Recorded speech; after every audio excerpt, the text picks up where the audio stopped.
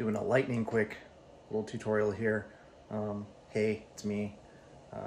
So I've got tofu, half a brick of tofu, and then I've got some broccoli, some asparagus, and some hot kimchi sauce. And I'm just going to steam it all together, throw the sauce in, and I'm gonna eat it.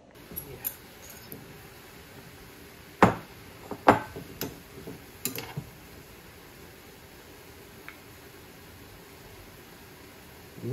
Would liberally apply hot stuff.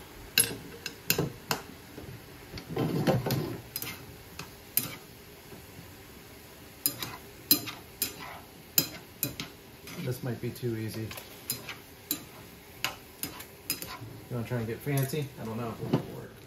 I'm just gonna spill everything everywhere. Try and get it to coat. You can serve this over rice or just by itself. The tofu is about 200 calories, 400 for a whole brick, and this is a 30-ish calories. So a whole kit and caboodle, about 250 without rice. That's about it. It's a super fast, simple, easy thing to make for breakfast, for lunch, whatever. Please enjoy it. It's spicy. Get some Kleenex because your nose is going to run. You can speed the steaming along by putting a top on it.